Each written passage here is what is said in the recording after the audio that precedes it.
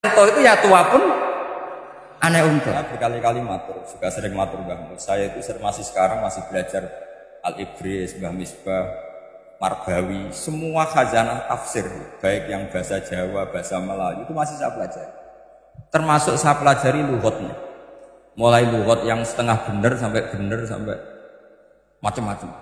Saya tadi matur sama Profesor Said Aqil Al-Munawwar. Memang bacanya harus urut Said Aqil Al-Munawwar. Karena sekali salah Said Aqil Sirat. Sebenarnya agak apa-apa, ini sama-sama orang alim. Cuma tidak tahu nasib di publik ini, nggak tahu saya ya, macam-macam lah, namanya orang banyak. Nggak usah dijelaskan. Tapi semuanya baik. Saya pernah ketemu Pak Said Aqil Sirat itu bilang gini, Gus, orang jadi wali itu sebabnya dua.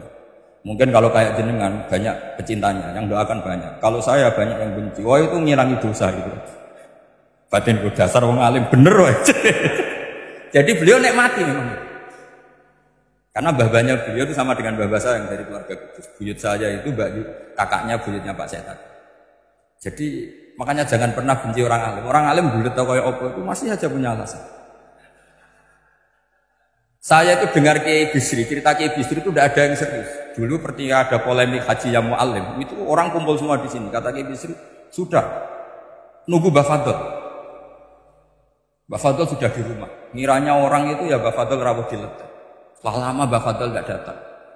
Loh Kiai Bisri, Mbah Fadl tidak datang. Ya di rumah. Lah mana kok datang? Ya di rumahnya sendiri. Karena beliau nggak pernah bilang di rumahnya. Orang saja yang kepikiran kalau itu rumah letek. Itu mirip seperti guyannya Rasulullah SAW. Nabi itu kalau guyon itu tidak pernah bohong. Makanya di Liba itu disebut wayam zahu walayakul ilahakon. Nabi itu ya guyon, tapi nggak pernah bohong. Yang bohong kan khayal kamu.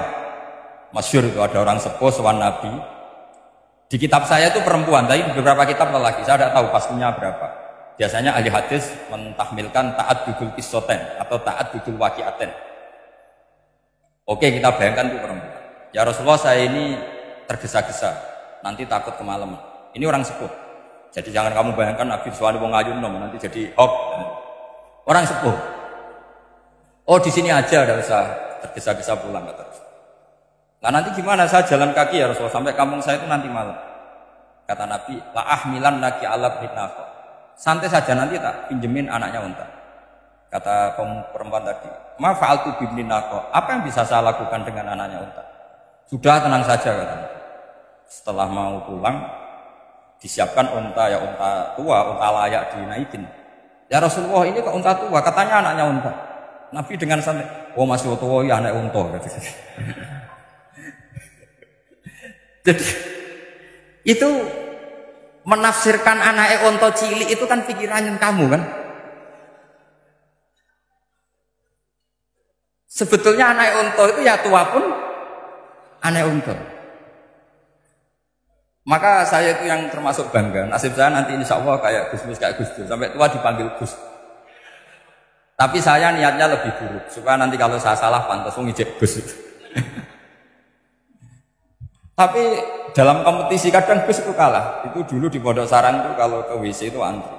Itu yang di WC didodok. Supaya cepat keluar. Ayo cepat keluar, saya Gus. Dikira teror Gus itu yang di WC menjadi takut. Yang dalam WC gak kalah, saya malah kiai. Iya. Jadi memang kacau, kalau sudah logika itu kacau. Tapi di Ihya kitab yang populer dikaji di pesantren, itu ada bab Qadiyat itu pengarang tentang betapa wajibnya takzim sama Rasulullah. Tapi punya bab mizahun Nabi, guyonan-guyonannya anjing. Cuma Nabi seninya tadi wala yaqulu illa haqqan. Meskipun guyon itu enggak pernah bohong, itu butuh seni itu. Bohong guyon tapi tidak pernah. Tapi umatnya ada saja yang pernah niru, ya termasuk Kiai Bisri itu. Sudah nunggu Mbah Fadl, sudah di dalam. Ketika ditunggu ternyata ya dalamnya Mbah Fadl sendiri, bukan di dalam apa? Ada seorang raja yang gemar kawin karena orang Arab gemar kawin. Itu setiap ada perempuan cantik ingin dinikah. Nikah itu masih baik, jadi sama ndak usah anti. Soal kamu dengki sama orang poligami itu ya hasud gitu.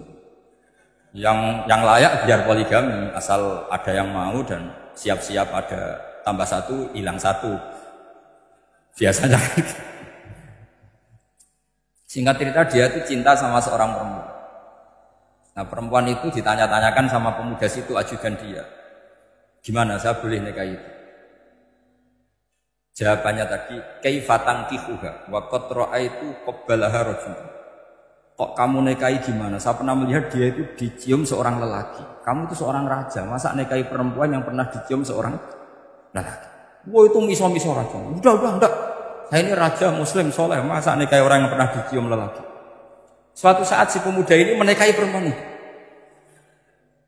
Mangkelnya bukan main, karena dia saingan sama raja, gak mungkin menang. Satu-satunya menang itu bikin hoax tadi itu.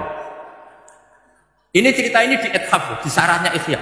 Kamu kira ini di cerita Alfu Yaumin Walailatin Nabi Nuwas, enggak, ini cerita di Ithaf. Kitab yang sangat sakral karena sarahnya apa? Ikhya. Setelah nikah, maki-maki raja. Orang tidak punya harga diri, perempuan pernah dicium orang kok dinikahi. Tadri mandalikar rajul, kamu tahu siapa lelaki itu? Gua abuha, itu bapaknya. Oh terrajan wong asem, enggak ngerti kok. Jadi apa? Kiai-kiai dulu itu rileks. Sehingga saya datang ke sini ketika diminta sama Mbak Mus. Sebenarnya enggak diminta, diperintahkan. Karena pasti pakai agak-agak otoriter gitu. Karena di atas kita, jauh di atas kita. Mbah Mun guru saja manggil beliau Lek. Karena kita tahu Mbah Mus punya ibunya itu binti Khalil Harun. Mbah Khalil itu, saya punya manaqibnya banyak tentang Mbah Khalil Harun. Jadi beliau itu adiknya Umar Harun. Mbah Umar Harun itu dulu alim-alimnya Ki Sarang, setelah Mbah Ghazali itu Mbah Umar Harun. Termasuk Mbah Khalil Harun yang ngaji sama kakaknya Umar Harun. Setelah beliau alim alama, singkat cerita setelah menyelesaikan pendidikan, pindah ke Kasingan itu dibawain santri oleh kakaknya namanya Umar Harun. Nah Mbah Harun itu punya istri namanya Mbah Sinto, itu saudaranya Mbah Ghazali. Makanya Mbah Mun manggil Mbah Mus itu Lek, karena Mbah Mun ke Mbah Ghazali itu Mbah Mun Nyai Mahmudah binti Ahmad. Ahmad ini bin Su'aib. Su'aib ini juga menantunya Mbah Ghazali. Terus Mbah Ghazali. Berarti Mbah Mun dari Mbah Ghazali generasi kelima. Kalau Mbah Mus kira-kira ya Mbah Mus, Nyai Bisri, Mbah Khalil. Nah Nyai Sinto ini sudah saudaranya apa? Mbah Ghazali. Berarti Mbah Mun dengan Gus Mus itu kalah satu tokoh di urutan nasab. Makanya manggil apa? Lek. Tapi Mbah Mus orang baik, tidak pernah manfaatkan itu. Yang sering manfaatkan Mbah Nawawi itu. Karena pernah sepuh itu, wah sembrono kalau sama saya itu. Saya di mana-mana itu digosipkan murid beliau. Ya saya ikhlas saja. Itu satu-satunya harga diri Mbah Nawawi, ya saya ikhlas. Saya ikhlas-ikhlasnya. Karena memang saya manggil beliau juga memang pernah nyembah. Buyut saya kandung itu namanya Maimunah, itu Mbak Yunya Badawi. Jadi saya ini juga Bani Lasem. Buyut saya kandung namanya Maimunah. Istrinya Mbah Umar bin Arabi, melahirkan mbah saya sampai ibu saya sampai saya. Saya teruskan. Jadi cobalah Quran itu dibaca secara fasih. Kalau ingin baca fasih caranya gimana? Kamu harus belajar balaghah, belajar lisanul Arab, belajar mantek, belajar logika. Kalau logika itu tidak sampai, cari muhalnya. Ini fatwanya Said Robin Al-Buti, juga fatwanya semua ulama usul fikih. Saya ulang lagi ya, kalau logika kamu nggak paham, cari sisi muhalnya. Saya ulang lagi, cari sisi. Misalnya kamu angan-angan tentang Allah nggak tuh, sedurungnya Allah itu sopo. Misalnya kamu angan-angan gitu.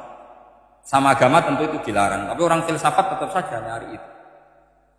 Lalu hentikan pencarian itu, yaitu tadi katakan saja hadhil maujudat yastakhilu ayyasluqahal adam. Sesuatu yang maujud tentu enggak mungkin disebabkan oleh sesuatu yang tidak ada. Fa innal adama la yu'athiru aslan wa la yakhluqu aslan.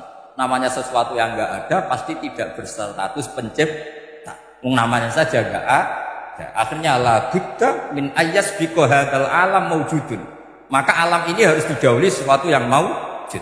Lah maujud ini yang oleh Islam disebut Allah Subhanahu wa taala.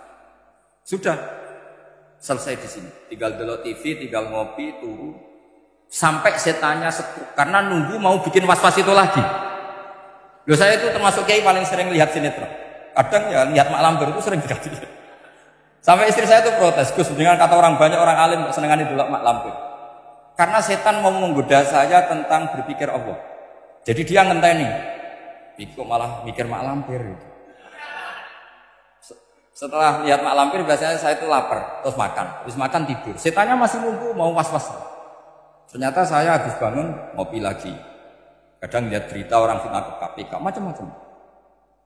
Ini penting saya utarakan supaya setan itu tidak menang. Jadi ciri utama setan itu kata Rasulullah SAW, setan ini goda umatku, hadhil jibal khalaqaha Allah, hadhil ardo khalaqaha Allah, hadhil bihar khalaqaha Allah, faman khalaqaha Allah. Itu makanya banyak orang jurusan filsafat keblinger karena tanya Allah itu siapa.